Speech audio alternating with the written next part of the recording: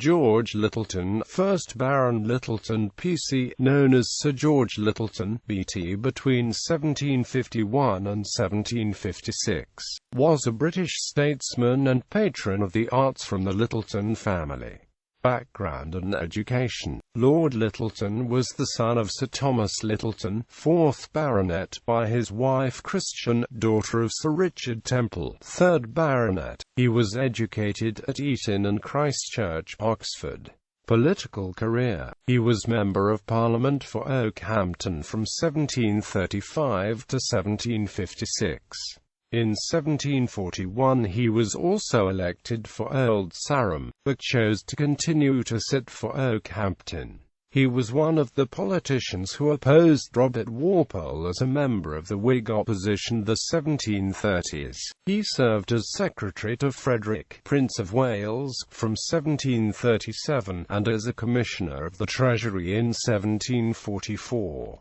After Walpole's fall, Lyttelton became Chancellor of the Exchequer. In 1756 he was raised to the peerage as Lord Lyttelton, Baron of Franklin in the county of Worcester. Arts patronage. Lord Lyttelton was a friend and supporter to Alexander Pope in the 1730s and to Henry Fielding in the 1750s. James Thomson addresses him throughout his poem The Seasons, and Lyttelton arranged a pension for Thomson. He wrote Dialogues of the Dead in 1760 with Elizabeth Montagu, leader of the Blue Stockings, and the history of the life of Henry II. The former work is part of a tradition of such dialogues.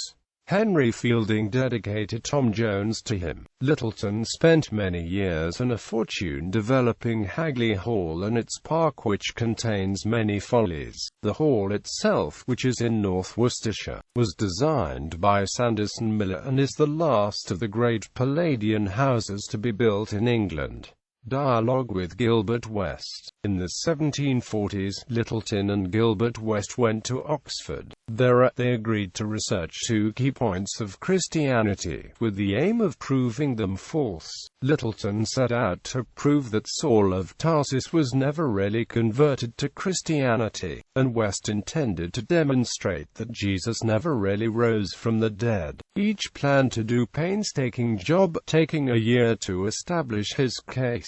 But as they proceeded, they eventually concluded that Christianity was true and became Christians. West eventually wrote Observations on the History and Evidences of the Resurrection of Jesus Christ. Lyttelton wrote a lengthy text titled Observations on the Conversion and Apostleship of St. Paul. In a letter to Gilbert West Esq, West became convinced of the truth of the resurrection, and Lyttelton of the genuine conversion of St. Paul on the basis of it. For example, Lyttelton wrote to West in 1761, "Sir, in a late conversation we had together upon the subject of the Christian religion, I told you that besides all the proofs of it which may be drawn from the prophecies of the Old Testament, for the necessary connection it has with the whole system of the Jewish religion, from the miracles of Christ, and from the evidence given of his reflection by all the other apostles, I thought the conversion and apostleship of St. Paul alone, duly considered, was of itself a demonstration sufficient to prove Christianity a divine revelation."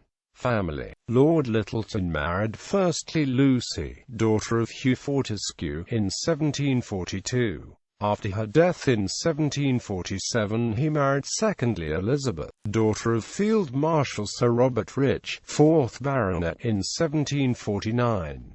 He died in August 1773, aged 64, and was buried in Christ Church Cathedral. He was succeeded by his eldest son from his first marriage, Thomas.